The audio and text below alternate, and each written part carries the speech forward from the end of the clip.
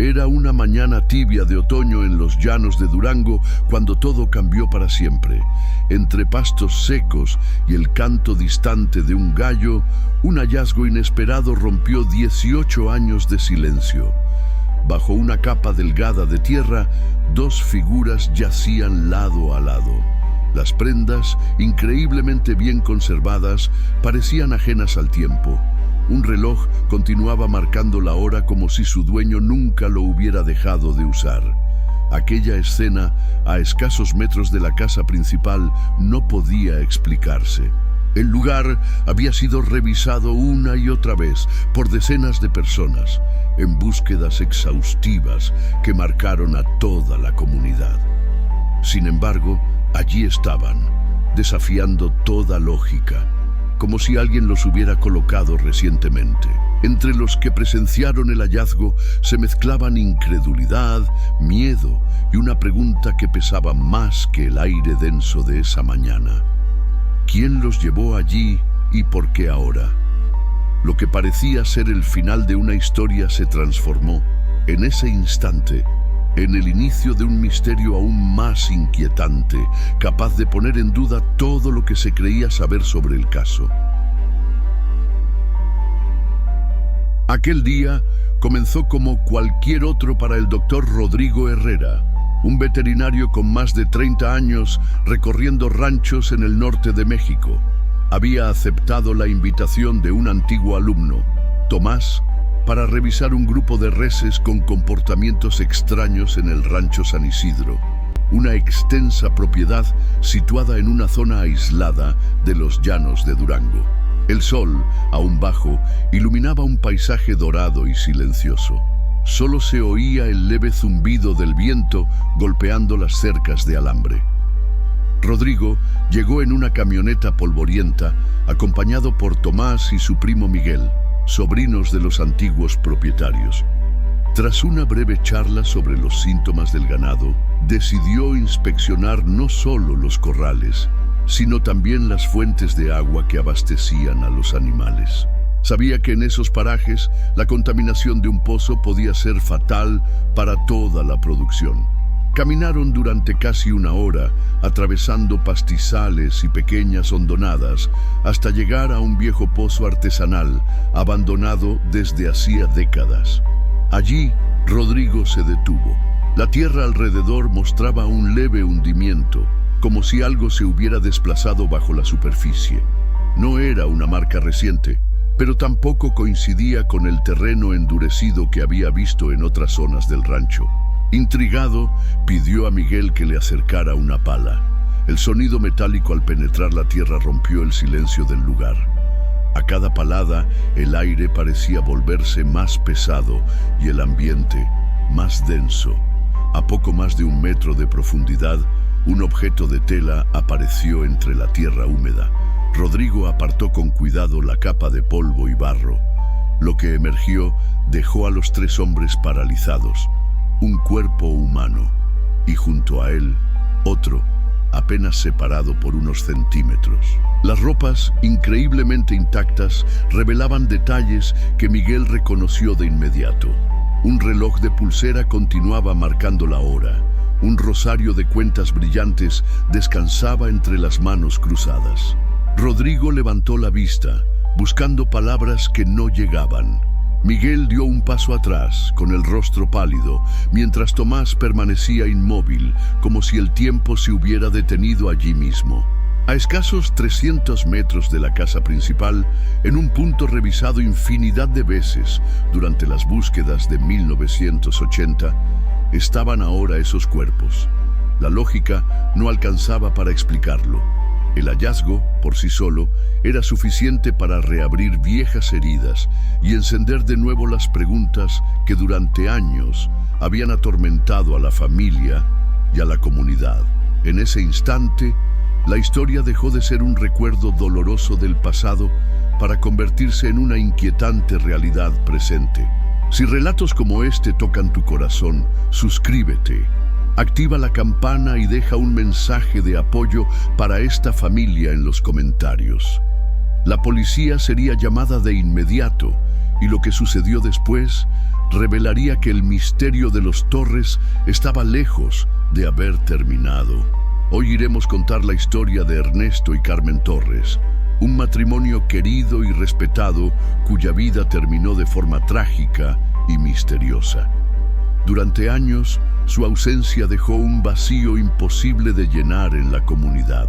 Lo que estás a punto de escuchar no es solo un relato de desaparición y hallazgo. Es la reconstrucción minuciosa de un caso que demuestra que incluso en los lugares más tranquilos, los secretos pueden esconderse a plena vista. Quédate con nosotros hasta el final. La llegada de la policía municipal al rancho San Isidro fue rápida. La llamada de Rodrigo Herrera dejó claro que no se trataba de un hallazgo común. En pocos minutos, la zona fue acordonada y los oficiales comenzaron a registrar cada detalle del entorno. La presencia de los cuerpos a tan poca distancia de la vivienda principal desconcertaba a todos. Era como si hubieran estado ahí, visibles para cualquiera que supiera dónde mirar, y sin embargo, durante 18 años, nadie los había encontrado. El comandante a cargo, Julián Méndez, ordenó detener toda actividad en el área. Mientras los peritos preparaban su equipo, Miguel se mantenía apartado, observando en silencio. No hacía falta ser experto para notar que reconocía perfectamente esas prendas y esos objetos. Sin embargo, no dijo nada. La noticia se propagó rápidamente por los ranchos vecinos. Pronto, varios pobladores se acercaron, recordando las interminables jornadas de búsqueda en 1980, cuando Ernesto y Carmen Torres desaparecieron sin dejar rastro. Algunos de los que observaban ese día habían participado en aquellas patrullas improvisadas, recorriendo los linderos, revisando arroyos y pozos, gritando sus nombres hasta quedarse sin voz. Rodrigo, todavía impactado, decidió retirarse del lugar. Sabía que su papel como veterinario había terminado, pero su mente no podía dejar de repasar cada detalle de lo que había visto. Esa imagen, dos cuerpos juntos, vestidos tal como se les recordaba, quedaría grabada para siempre. Los peritos comenzaron a excavar con cuidado, retirando la tierra que cubría los restos. Al hacerlo, confirmaron algo que incrementó la inquietud. La preservación de las prendas y objetos era extraordinaria para haber pasado casi 2 décadas bajo tierra. El reloj de Ernesto seguía en funcionamiento, el metal brillaba bajo el sol y el rosario de Carmen parecía recién pulido. No había explicación inmediata para aquello.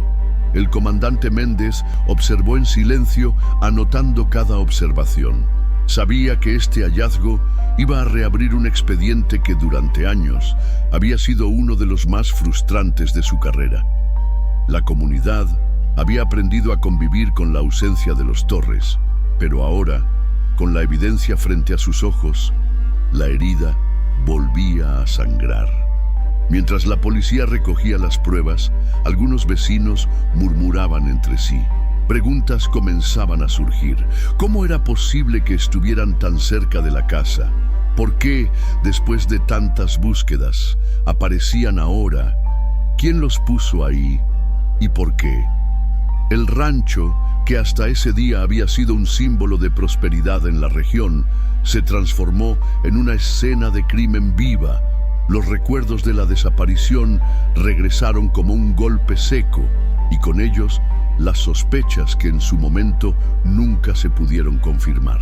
Lo que pocos sabían era que detrás de esa fachada de tranquilidad se escondían tensiones y secretos que tarde o temprano saldrían a la luz. Y es precisamente ahí donde comienza a desentrañarse este caso, un relato que, créeme, querrás conocer hasta el último detalle. No te apartes, porque lo que descubrirás a continuación cambiará todo lo que creías saber sobre esta historia. Junio de 1980, en pleno inicio de la temporada de lluvias. El amanecer en los llanos de Durango traía consigo un cielo cubierto y un aire húmedo que se colaba por cada rendija de las casas. En el rancho San Isidro, Ernesto Torres, un hombre de 62 años, con bigote espeso y piel curtida por el sol, ya estaba en pie antes de las 5 de la mañana. Vestía su habitual camisa de algodón clara, pantalón de mezclilla y un sombrero de palma que nunca abandonaba. Su esposa, Carmen López, de 59 años, profesora retirada, lo seguía poco después. Con el cabello recogido en un moño y un delantal bordado por ella misma, se dirigía a la cocina para preparar el café de olla y calentar tortillas recién hechas. Ese día no era distinto a cualquier otro. Ernesto revisaría el ganado cebú en los potreros cercanos, mientras ella atendería la huerta y prepararía las lecciones para los niños de las familias vecinas.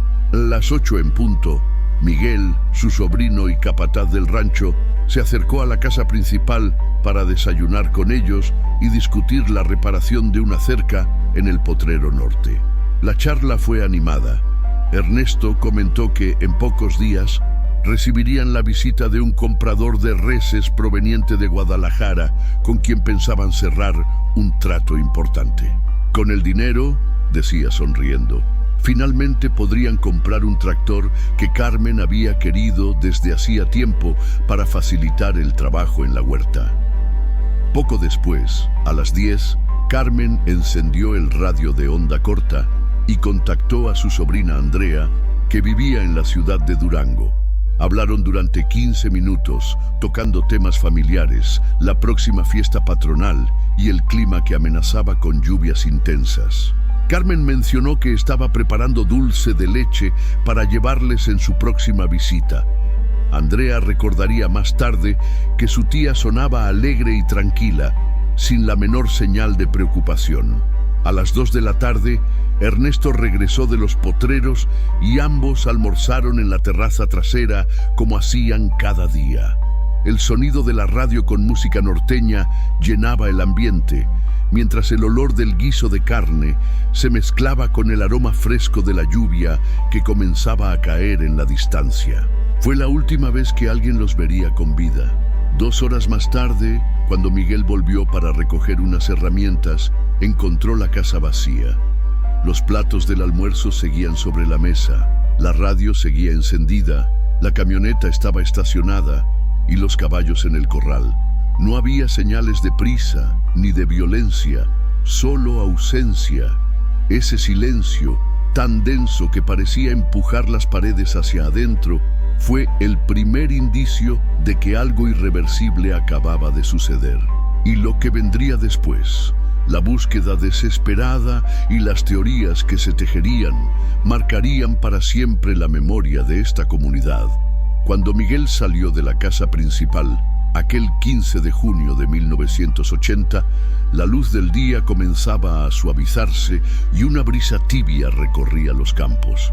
Llevaba en mente la lista de herramientas que debía recoger, pero al entrar, nuevamente, notó algo que le detuvo el paso. El silencio. No era el silencio habitual del rancho, lleno de sonidos lejanos, sino un vacío extraño, como si el lugar hubiera sido abandonado de golpe. Caminó por las habitaciones, llamando en voz alta a sus tíos. No hubo respuesta. En la cocina, los platos del almuerzo seguían en la mesa con restos de comida aún tibia. La radio seguía encendida, transmitiendo corridos a bajo volumen. En el cuarto de Ernesto, la cartera estaba sobre la cómoda, con billetes de peso mexicano a la vista. Todo estaba en orden, pero faltaban ellos. Salió al patio y recorrió los corrales, verificó el taller, la huerta, incluso los pequeños galpones donde se guardaban las herramientas. Nada. El caballo de Ernesto permanecía ensillado en el corral, como si hubiera sido usado esa mañana y luego dejado allí. La camioneta, estacionada frente a la casa, mostraba el polvo acumulado de los últimos días, sin huellas recientes de movimiento. Preocupado, Miguel decidió cabalgar hasta el rancho vecino, propiedad de don Julián Salgado, a 5 kilómetros de distancia. Llegó agitado y explicó la situación. Don Julián no dudó en reunir a 3 de sus peones y regresar con Miguel al rancho San Isidro. Esa noche, armados con linternas, recorrieron potreros, arroyos y senderos conocidos. Gritaron los nombres de Ernesto y Carmen hasta que la voz se les quebró. Pero la única respuesta fue el eco lejano. Al amanecer del día siguiente, don Julián se dirigió a la comandancia municipal para reportar la desaparición. El comandante Julián Méndez, responsable de la seguridad rural, reunió a un equipo compuesto por policías, bomberos voluntarios y rancheros de la zona.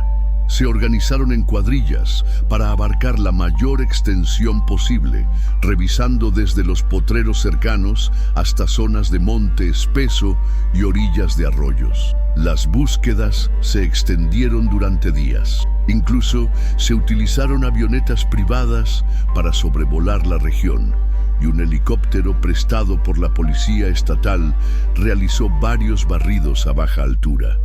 Sin embargo, no se encontró rastro alguno, ni huellas, ni prendas, ni señales de que hubieran salido por su cuenta.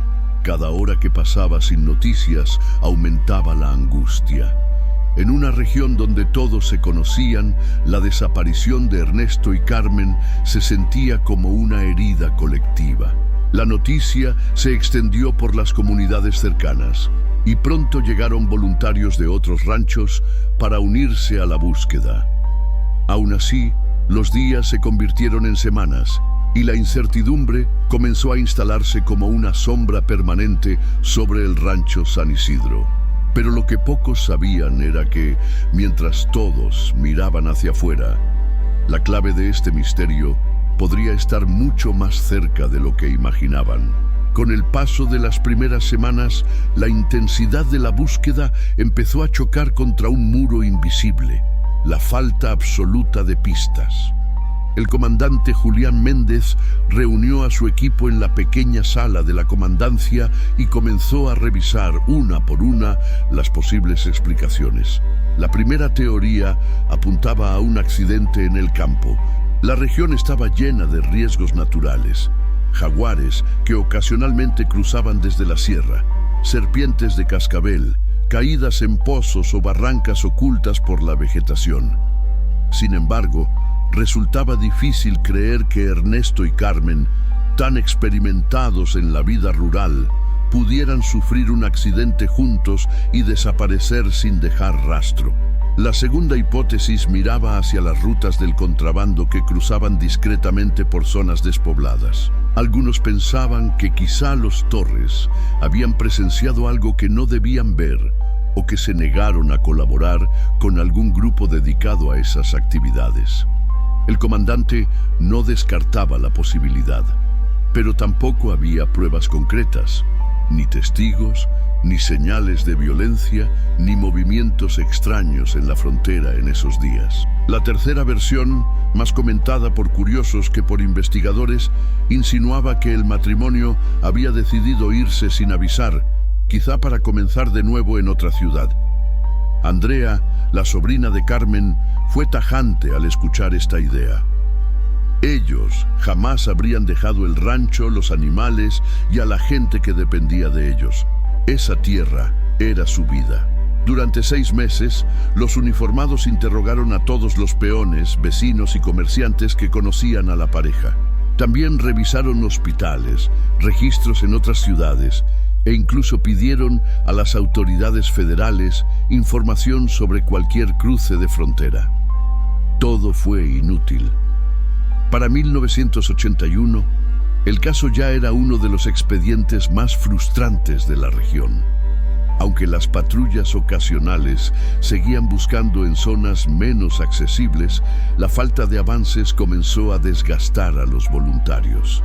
Algunos dejaron de participar, otros evitaban hablar del tema. Miguel continuaba administrando el rancho, supervisando el ganado y manteniendo la casa en las mismas condiciones en que sus tíos la habían dejado.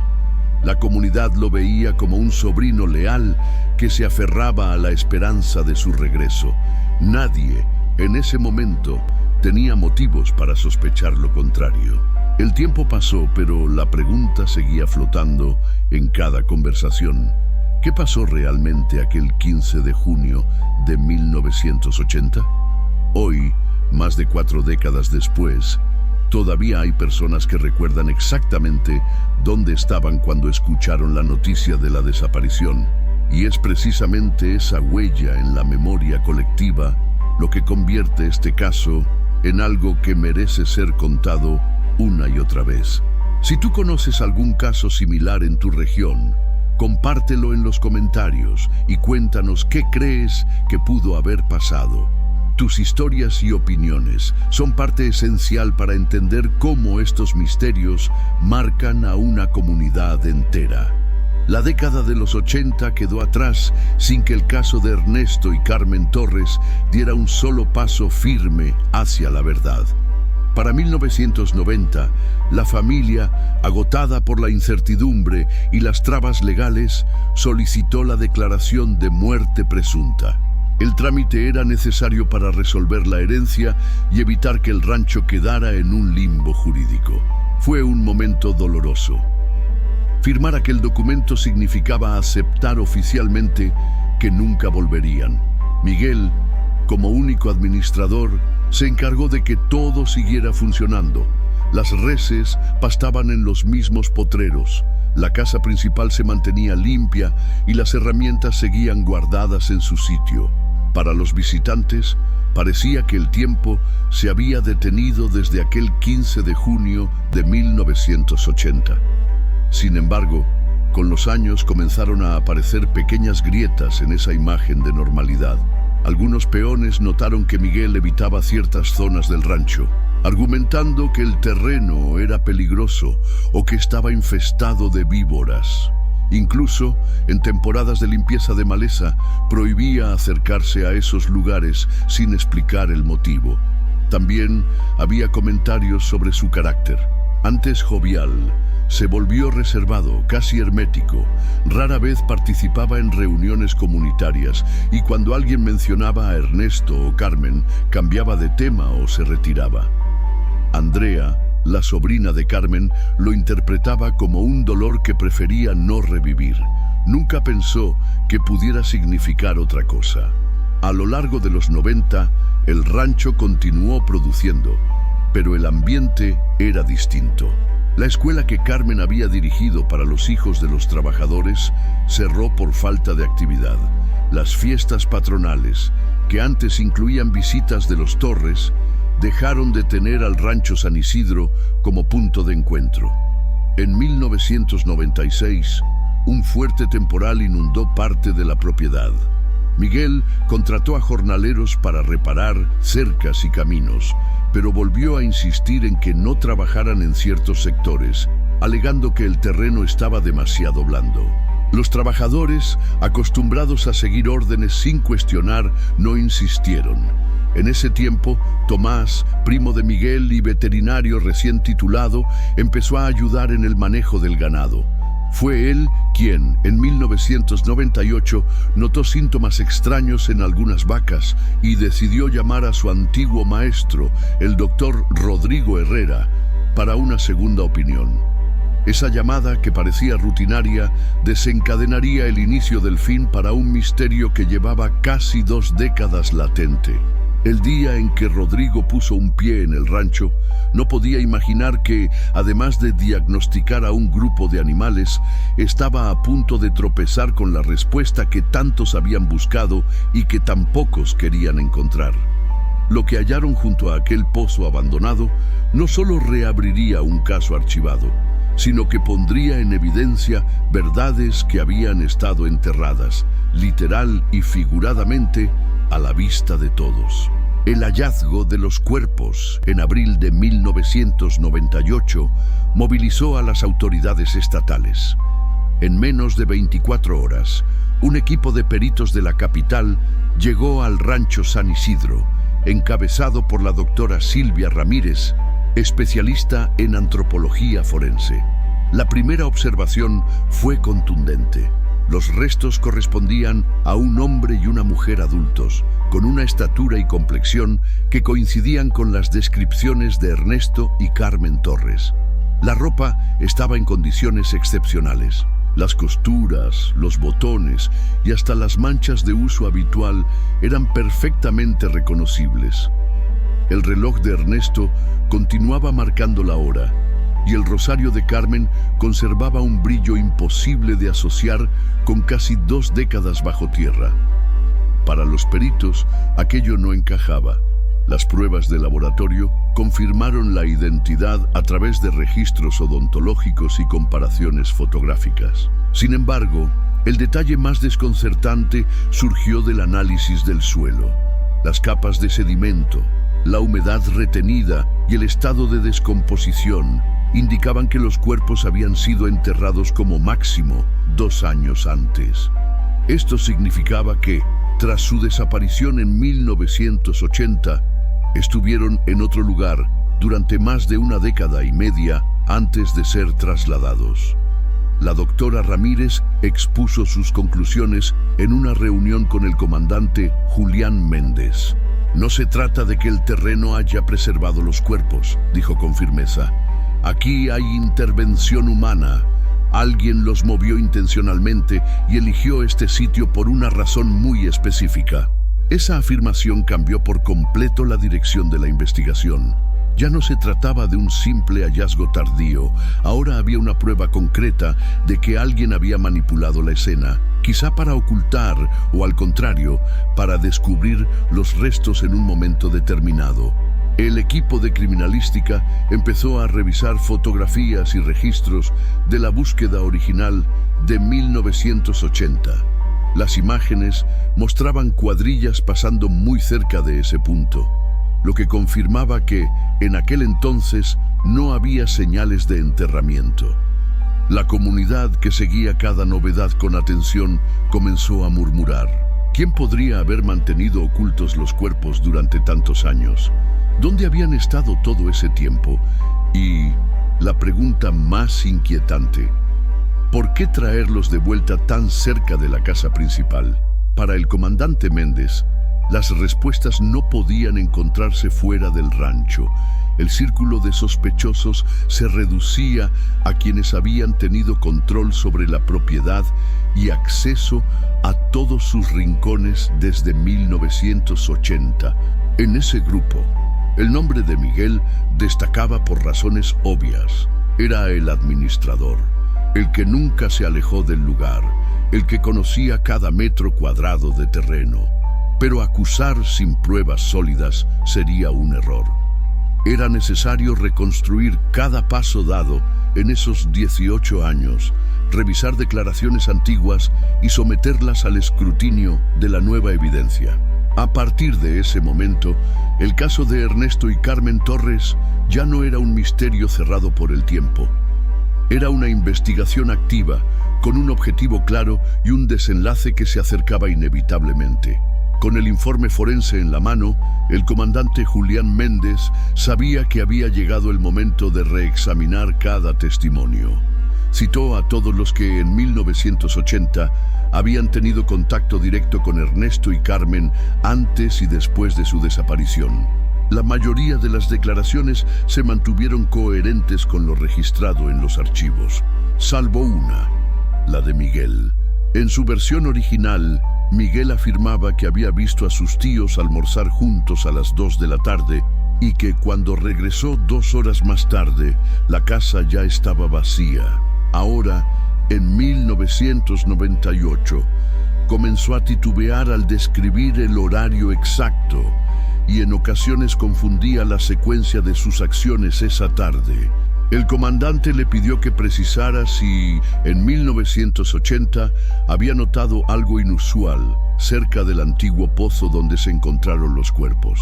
Miguel negó cualquier conocimiento, pero su respuesta llegó demasiado rápido, casi mecánica. Méndez lo observó en silencio, consciente de que en ese tipo de interrogatorios las pausas dicen tanto como las palabras.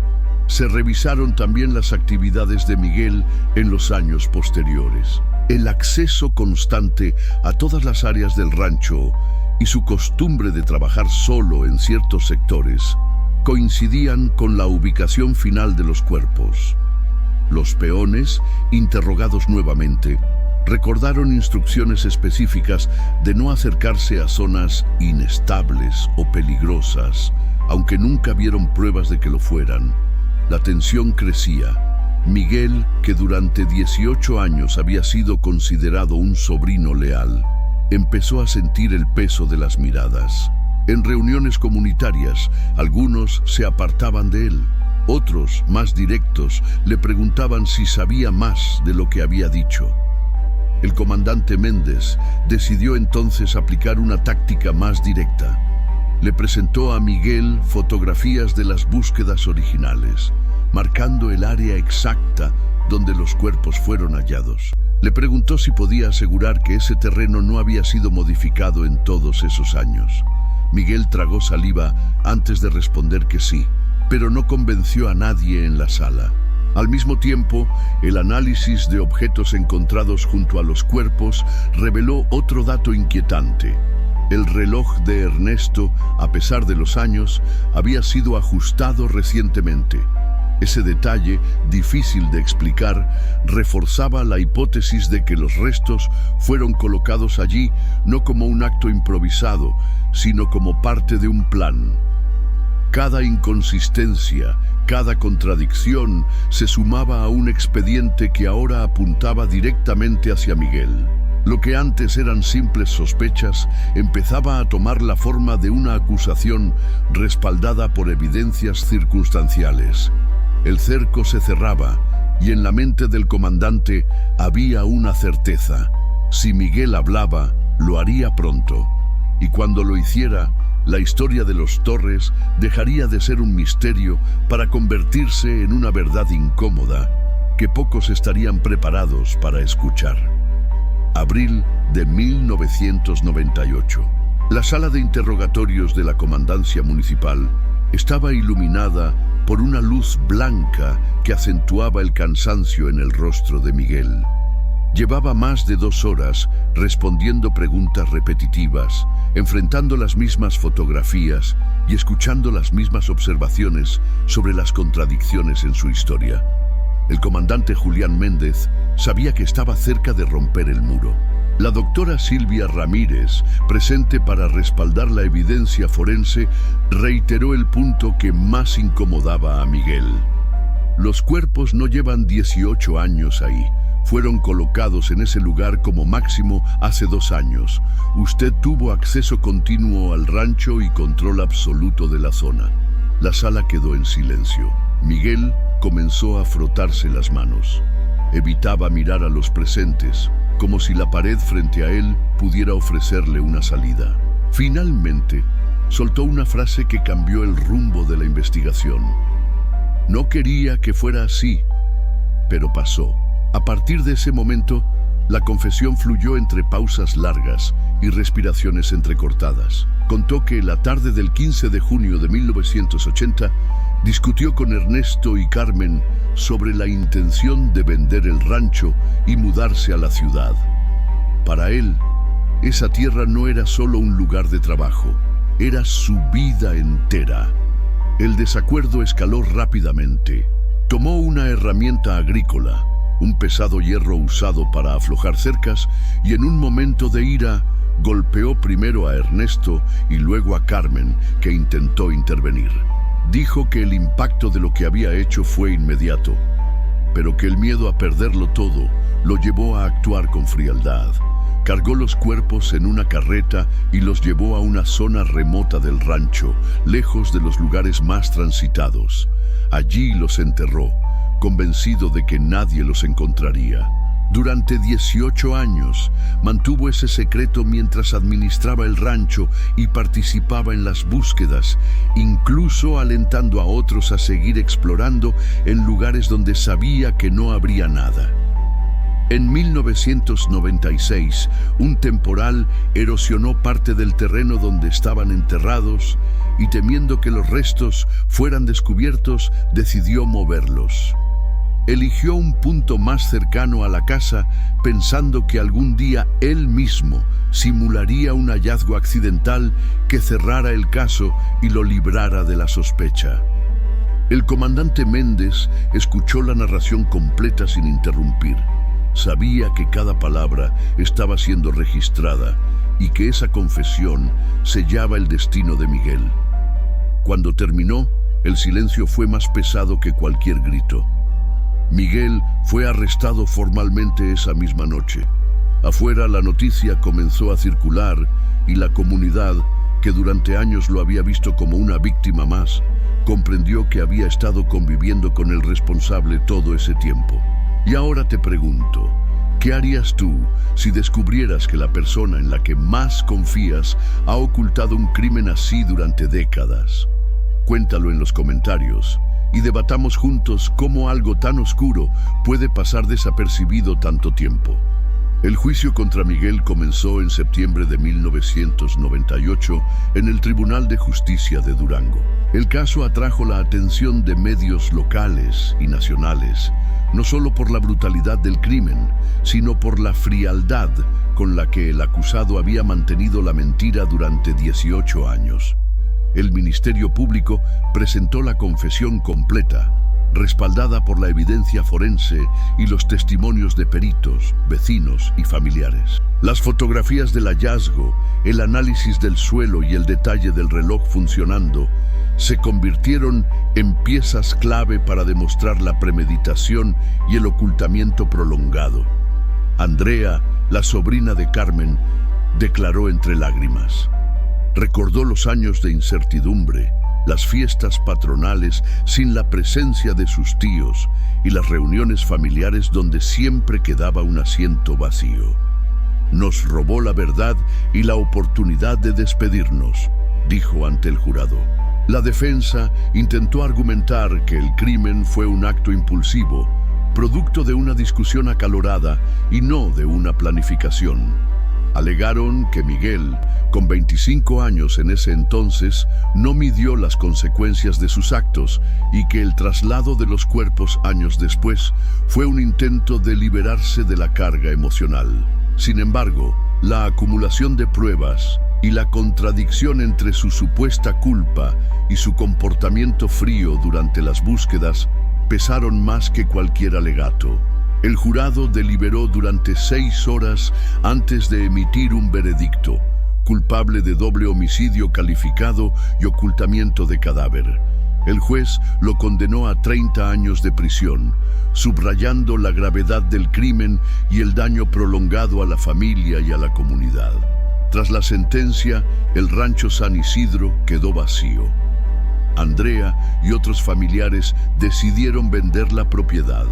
No podían seguir viviendo entre paredes que guardaban tantos recuerdos dolorosos. El nuevo propietario convirtió el lugar en un hospedaje rural, pero muchos vecinos se negaron a visitarlo, convencidos de que la tierra misma conservaba el peso de lo ocurrido. En la comunidad, el caso dejó una cicatriz profunda.